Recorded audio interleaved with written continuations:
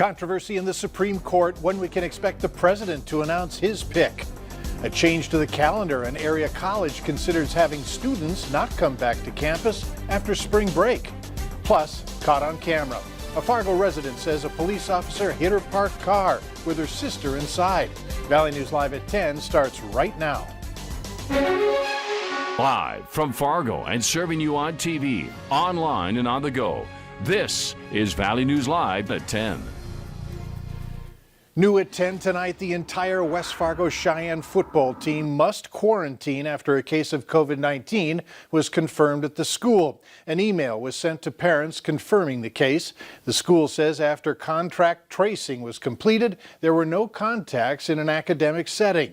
Everyone identified as close contacts were sent an email notification stating they were in contact. We're also told that Cheyenne School will undergo a deep cleaning, disinfecting, and sanitization of the areas the infected person may have been.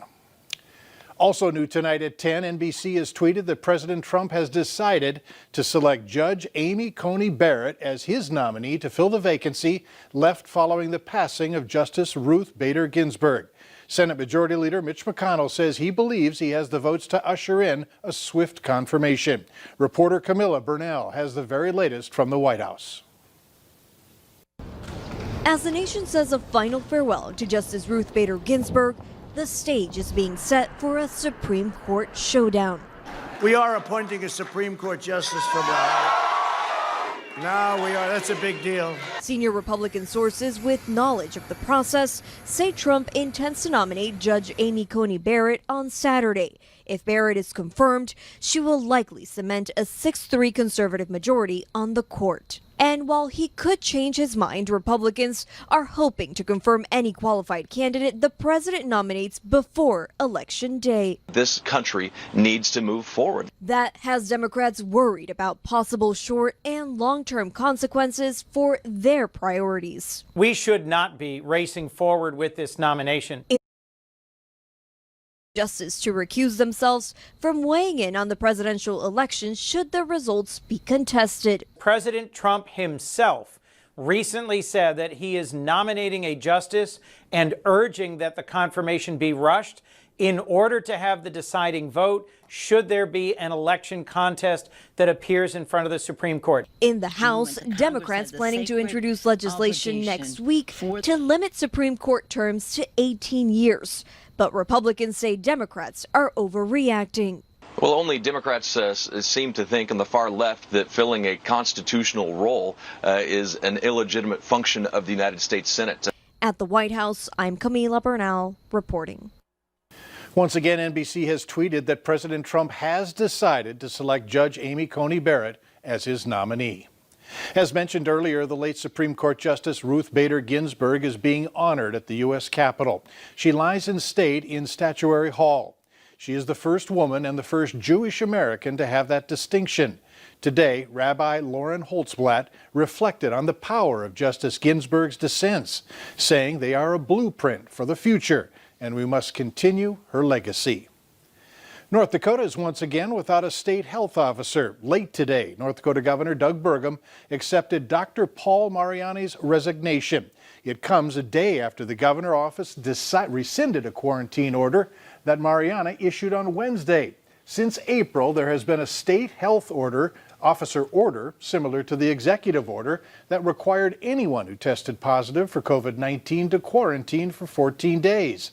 That order was expanded on Wednesday to include anyone with close contact to someone who tested positive. A day later, that expansion was rolled back. It's adding to the confusion. It just tells me that he doesn't have a unity of command. This has been the problem all along, and I think he's in a deep sense of denial about the depth of the crisis we're in. Republican legislative leadership contacted Burgum's office asking him to rescind the new orders. Senate Majority Leader Rich Wardner said that the orders went too far and were too restrictive, pointing to the Class B misdemeanor if they fail to comply. Here are the latest COVID-19 numbers in the area. North Dakota today reporting 436 new cases in the state, along with 8 new deaths. Overall, 219 people have died in the state. In Minnesota, health officers are reporting nearly 1,200 new cases, along with 6 new deaths. Nearly 2,000 people have died. Former presidential candidate Ron Paul is recovering tonight after video circulated online showing him struggling to speak during an interview. The 85-year-old former congressman gave a thumbs up from a hospital bed on a Twitter post tonight. Someone in the United States has a stroke every 40 seconds, and 1 in every 6 deaths from cardiovascular disease is due to stroke. Recently, we've reported on cases here in the Valley where people were able to not only spot the signs of a stroke, but also help those needing medical care. Valley News Team's Devin Fry explains what to look for. A stroke can affect anyone at any age and requires immediate attention to ensure that it doesn't cause lasting damage. Recently here in the FM area, quick thinking from a Slumberland employee may have saved the life of a customer who was having a stroke. But what are the warning signs to watch out for? How do you know if someone is having a stroke, and what do you do from there? According to the American Stroke Association, the main symptoms of a stroke are facial drooping, arm weakness, and slurred speech. If you notice any of those, then it's time to call 911. The American Stroke Association also says that it's important to act fast even if the symptoms go away. Some lesser-known symptoms of a stroke include sudden numbness in the face, arm, or leg, confusion, trouble seeing, trouble walking, or a severe headache. According to the CDC, every year over 795,000 Americans suffer a stroke, and on average, someone in the U.S. suffers a stroke every 40 seconds. Every 4 minutes, someone dies of a stroke. Anyone who notices signs needs to take immediate action to help save a life. Reporting from Fargo, Devin Fry, Valley News Live. And the experts also say if you see someone having a stroke, call 911 and stay with them until help arrives. Climate change activists took to the streets of Fargo and Moorhead this afternoon demanding action from local leaders.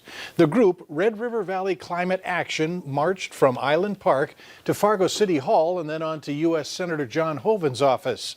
Some then went across the river to protest at Moorhead City Hall. The group is demanding that local officials declare a climate emergency and transition to clean energy. The University of Minnesota is considering having students not return to campus after spring break. In-person classes just returned this week, but the university is already looking ahead, saying students will have to register for spring classes soon. And when they leave for spring break, they may not come back to campus. The U of M is considering pushing spring break back, then having the students finish off the year remotely. And I think it's a good idea to not release students out to Florida or whatever and then have them coming back bringing in germs from elsewhere. So spring break is typically in March. The move would make it the first or second week of April. A woman is demanding that Fargo police pay up after her parked car was hit by an officer. The incident, which you see here, happened on Monday in North Fargo. Chantel Roberts says her sister was in that car smoking a cigarette with the door slightly open when a police officer hit the vehicle, causing nearly $3,500 in damages. The city says the matter has been forwarded to their insurance company. There's nothing else to the story. Like, the cop just drove into the door. I don't know if the cop wasn't paying attention or if the cop was not seeing what was going on. Like, the door didn't move. According to Fargo PD, there has been at least 18 accidents involving police cars in the last year. These collisions could have been someone hitting a police vehicle or vice versa. In Pennsylvania, federal authorities are investigating after several military ballots were thrown out. 9 military mail-in ballots had been discarded, then recovered. Some of them can be attributed to specific voters, and some can't. The 9 ballots were improperly opened by county staff. 7 were cast for President Donald Trump. The other 2 had been resealed, so it's unknown who the vote is for. And check this out. We want to show you something that's pretty amazing. This morning marked the 55th annual Custer State Park Buffalo Roundup. It's where one of the largest public bison herds in the world, 1,400 strong, stampede through South Dakota's scenic Black Hills. Those who witnessed this in person say the ground actually shakes as the buffalo pass by. Still ahead tonight, an optimistic market. Good news for some farmers and stockholders. But first, weather days like today, they're numbered. Summer is in to tell us, or exact Hutch is in to tell us about the weekend.